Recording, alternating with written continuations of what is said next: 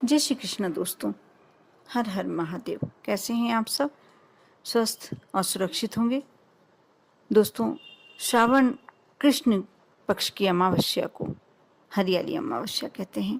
इस अमावस्या पर प्रकृति में चारों ओर हरियाली छा जाती है। इस अमावस्या को महाराष्ट्र में गटारी, तेलंगाना और आंध्र प्रदेश में चुकल्ला एवं उड़ीसा में चितलागी अमावस्या कहते हैं। इस बार 28 जुलाई 2022 गुरुवार को ये पर्व मनाया जाएगा और बहुत ही महत्वपूर्ण है हमारे लिए। इस अमावस्या पे आप कुछ ऐसे कार्य अवश्य करें जिससे आपके घर में क्लेश समाप्त हो जाए, सुख शांति हो जाए, धन समृद्धि आपके घर में प्रवेश कर जाए। जैसे यदि आप किसी नदी किनारे या कुंड के पास पिंडदान करते हैं, तर्पण आदि का कार्य करते हैं, तो पितृदोष से मुक्ति मिलती है। हर व्यक्ति को अपने पूर्वजों के निमित्त करना ही चाहिए। तर्पण, पिंडदान, ऐसा कुछ कार्य करें जिससे आपके पूर्वज प्रसन्न होकर आपको आशीर्वाद प्रदान करें।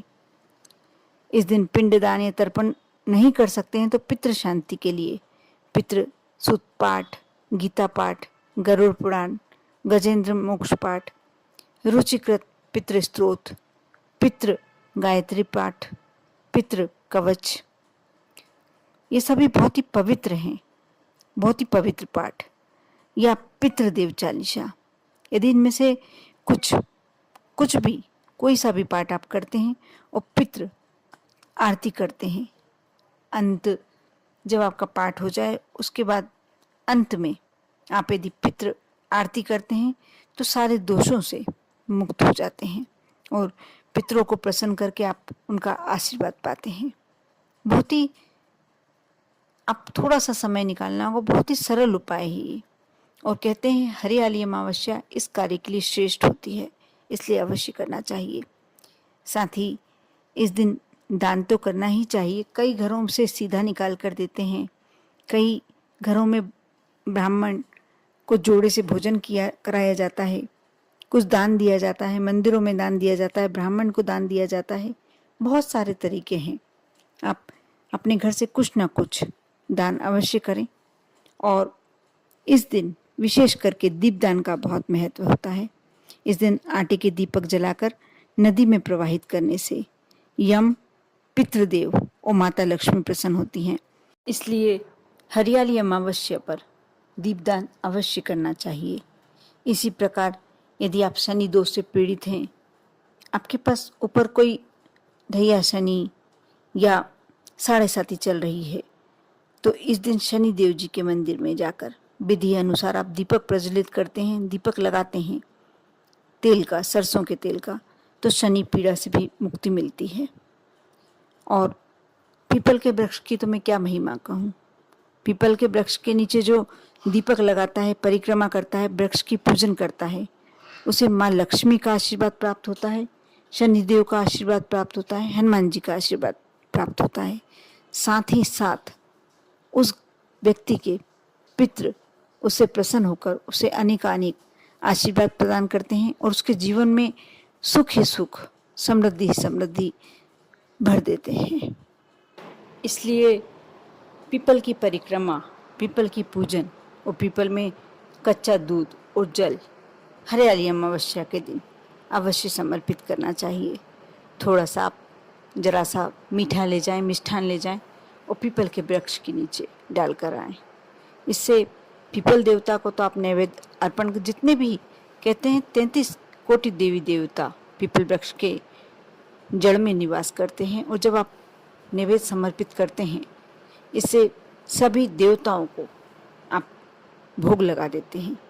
इसके साथ साथ जब चींटी इस मिष्ठान को ग्रहण करती है तो आपके घर में सुख, समृद्धि और लक्ष्मी बढ़ती जाती है।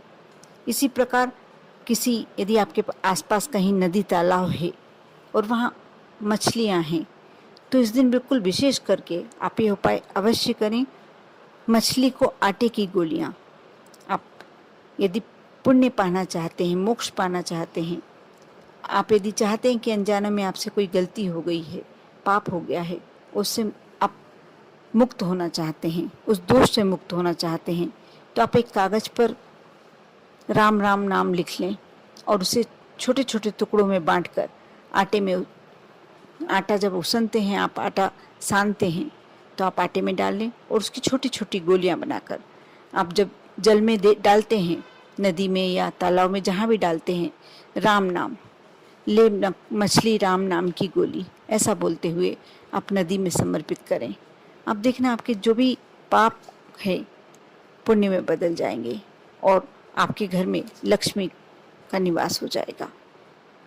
साथ ही साथ अमावस्या, हरियाली अमावस्या को थोड़ा सा आटा ले लें, उसमें शक्कर मिला लें आप, और इससे जहाँ चींटियाँ दिख रही हों, काली रंग की चींटियाँ या काली रंग की चींटियाँ, चींटे दिख रहे हों, उस वृक्ष के नीचे ये डाल दें। जैसे जैसे चींटियाँ इसे खाती हैं, आपके बहुत समस्याएं स्वतः ही समाप्त होती चली जाती हैं, सभी तरह के संकट दूर हो जाते हैं। और हरियाली अमावस्या को ब्राह्मण भोज अवश्य कराना चाहिए और यथाशक्ति आप उन्हें दक्षिणा देकर विदा करें। इससे आपके घर में लक्ष्मी का निवास होता है और पितृदोष हटता है। कहते हैं कि कई लोग हरियाली अमावस्या के दिन व्रत करते हैं। व्रत करने का भी बहुत महत्व बताया गया है। सभी तरह के रोग और शोक मिटाने हेतु विधिवत रूप से इस दिन व्रत रखा जाता है और पूजा की जाती है, जिससे देव, पितृ, यक्ष, नाग, गंधर्व आदि सभी प्रसन्न होते हैं। इस दिन गेहूं और ज्वार की धानी का प्रसाद वितरण करना चाहिए। हरियाली अमावस्या की रात्रि में पूजन करते समय पूजा की थाली में स्वास्तिक या ओम बना लें। दोनों ही एक सांकेतिक शब्द हैं, जिससे भगवान की आप पर कृपा प्राप्त होती है। ये भगवान के एक तरह से आप पूरी कृपा प्राप्ति के लिए ही इन शब्दों का अंकित किया जाता है। उस पर महालक्ष्मी यंत्र रखें और फिर विधिवत पूजा अर्चना करें। ऐसा करने से घर में स्थिर लक्ष्मी का वास होगा और आपको सुख समृद्धि की प्राप्ति होगी। हरियाली अमावस्या के दिन पौधारोपण भी, वृक्षारोपण भी करना चाहिए, जैसे आम, आंवला, केला, नींबू, तुलसी, पीपल, बट वृक्ष, नींबू, ये कोई सा भी वृक्ष आप एक भी यदि वृक्षारोपण करते हैं, इससे ग्रह नक्षत्र और पितृदोष शांत होते हैं। इसके साथ साथ यदि सभी तरह की अला बला ऊपरी बाधाओं से मुक्ति पाना चाहते हैं तो हनुमान मंदिर में जाकर हनुमान चालीसा का पाठ करें और हनुमान जी को सिंदूर और चमेली का तेल चढ़ाएं। हरियाली अमावस्या पर शिव जी के पूजन करने का भी बहुत महत्व है। शिव जी को सफ़ेद आंकड़े के फूल, बिल्व पत्र और भांग, धतूरा ये सामग्रियाँ चढ़ाएं। गीता पाठ करें, मंत्र जाप करें।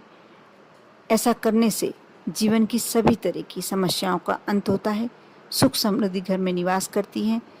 ये सारे कार्य विश्वास के साथ करते हैं तो आपको अवश्य इसका लाभ प्राप्त होता है।